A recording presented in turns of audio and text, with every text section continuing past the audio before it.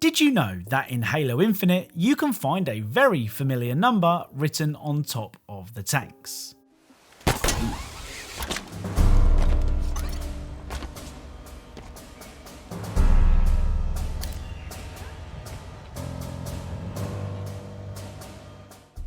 Now I must admit, I'm starting to bore myself every time I have to explain the significance of 1.21 gigawatts, so I can't imagine how you guys feel. But for the 6 of you that don't know, this is a reference to Back to the Future. This sucker's electrical, but I need a nuclear reaction to generate the 1.21 gigawatts of electricity. 1.21 gigawatts! Hello and welcome back to another episode of Video Game Easter Eggs, the series where we cover some of the best Easter eggs found in video games. As always, if you think you know of a video game Easter egg that I'm yet to cover, then let me know in the comments and I'll do my best to check it out. Oh, and before we get started, I'd like to thank the sponsor of today's video, Vampire the Masquerade Blood Hunt. Blood Hunt is a free-to-play battle royale game that's available on PC and PS5. Now, I've actually played Blood Hunt before. I even featured it in an Easter egg video where I said that more people needed to play it. And now I'm here to tell you how great it is. It's funny how things turn out. Now, if battle royale games aren't your thing, that's fine. Blood Hunt now has a new 8v8 game mode, which is a great way to get to grips with the deep gameplay that Blood Hunt offers. Of course, all progress made in this mode will count towards the all-new Summer Battle Pass, which has over 100 items at an all-new lower price point. Yes, you heard that right, a game actually reduced the price of something in 2022.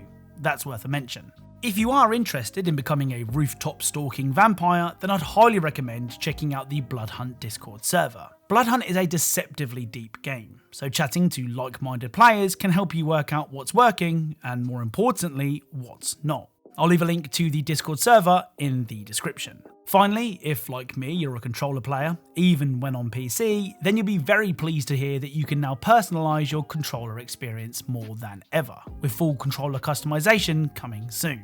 Ultimately, Vampire the Masquerade Blood Hunt is free to play on both PC and PS5, and it really does something that we haven't seen in a battle royale game before. To try out Blood Hunt and its new summer update for yourself, click the link in the description today. Every click helps the channel out a ton, so it would be hugely appreciated. Once again, thank you to Vampire the Masquerade Blood Hunt for sponsoring today's video, and without further delay, let's get started. Right, let's begin with a game that I've never featured on this channel before. Escape Dead Island is a spin-off of the far superior Dead Island and Dead Island Riptide games that released in 2014. It tells the story of pretty boy photographer Cliff and his friends who travelled to the island of Benoi to investigate the rumours of strange goings-on.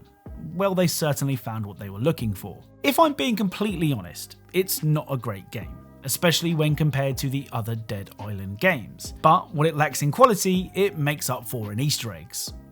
Well, sort of. The first discovery of note is this carpet. Horror movie fans will recognise this carpet immediately. In fact, it's getting to a point where even if you haven't watched a horror movie before, you'll probably recognise it. That's how often it gets referenced in games. This carpet is of course the same carpet found in the hallways of the Overlook Hotel from Stanley Kubrick's The Shining. Next up is an appearance from an abnormally shaped shark. In the underwater labs, you can find this.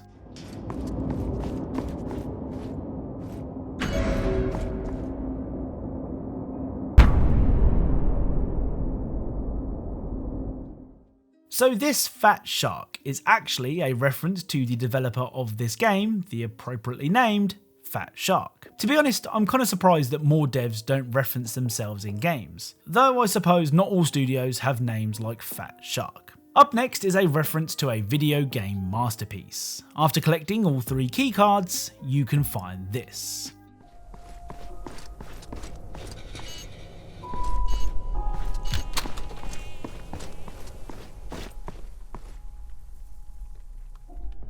So this is of course the cake from Portal.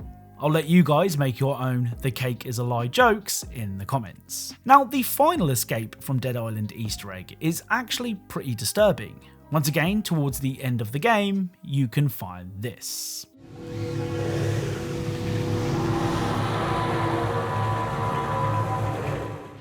So this strange totem-like thing is actually a reference to the human totem seen in Season 1 Episode 9 of the hit TV show Hannibal. Now, I'm pretty certain that's all there is to find in Escape Dead Island, but as always, if I'm wrong, then please let me know. Now, back in episode 77 of this series, we took a look at zombie survival game Deadpoly. In that video, we found a crowbar belonging to one Gordon Freeman. Well, it turns out that Gordon wasn't the only person to lose their favourite weapon in Deadpoly. On rare occasions, there's a chance that you can find this.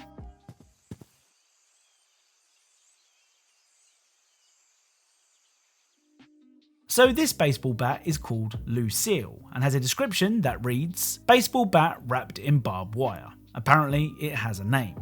This is a reference to Negan's bat from The Walking Dead, which is of course called Lucille. Unlike Negan's bat, Lucille in Deadpoly only requires one hit to put someone down. Another game that we've covered before in this series is DayZ. Back in episode 76, we discovered a very strange tin of beans. Though the description of the beans started off normal enough, it wasn't long before they were threatening you with death. Well, if you thought that was scary, wait until you see this. In one of the chimney stacks, you can find this.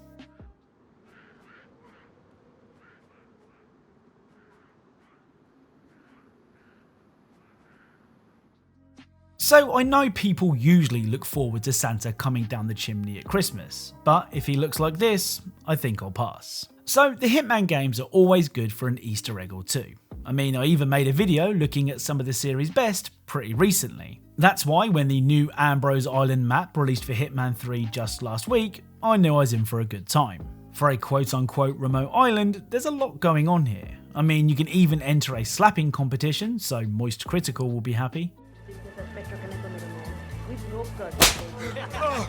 Now, the Easter eggs found on Ambrose Island are the typical Hitman Easter egg. Shoot a certain object in different locations for a fun surprise. That kind of Easter egg. The special object that we need to find on Ambrose Island are these lucky Chinese cats. There are 5 of them to shoot in total, with some of them being pretty hard to reach, so I suggest packing a sniper rifle. Anyway, here are their locations.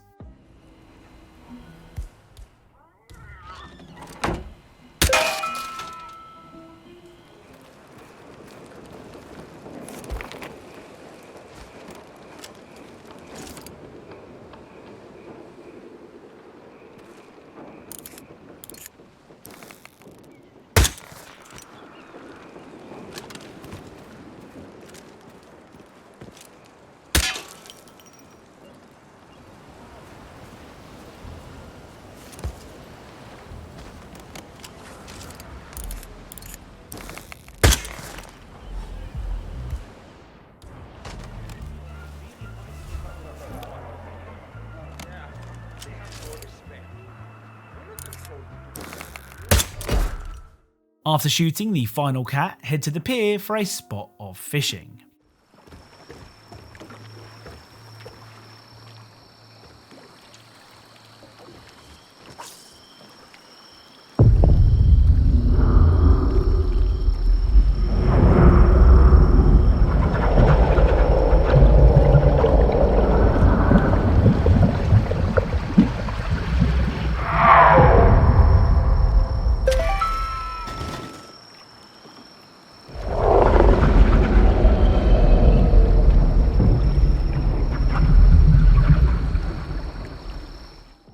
Now, I know fishermen are known to tell tall tales when describing what they caught, but I really don't think anyone's going to believe 47 when he says he managed to hook a giant golden cat. Oh, and for some reason, the cat will spit fish at 47. I can only assume it wants him to do this. Hey, what the hell? You will not knock anyone else out, you hear? No, please. So the final Ambrose Island Easter egg is a bit of a 2-in-1. To begin with, we'll need to dig up some buried treasure. To do this, you'll need to find and light 4 braziers. It's worth mentioning that you can just shoot the braziers if you misplaced the torch, or if, like me, you needed to use it in a pinch.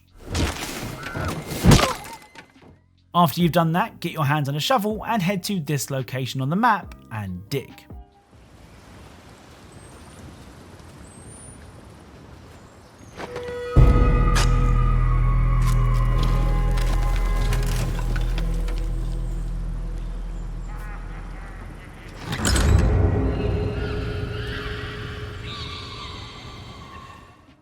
So inside the chest is a fancy looking sword. Now, rather unfortunately, you need to use said sword to dispose of the woman near the chest.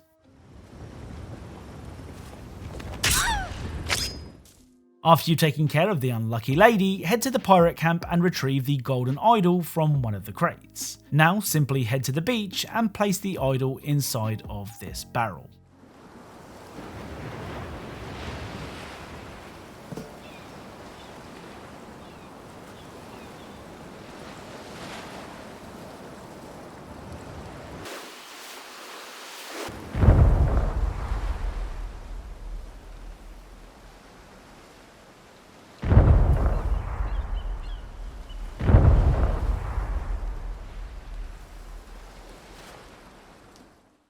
So I know I shouldn't really say this, but this is actually pretty disappointing. Sure, the cannons firing and hitting the water is cool, but all that work just to see a ship sailing in the distance is a bit of a letdown.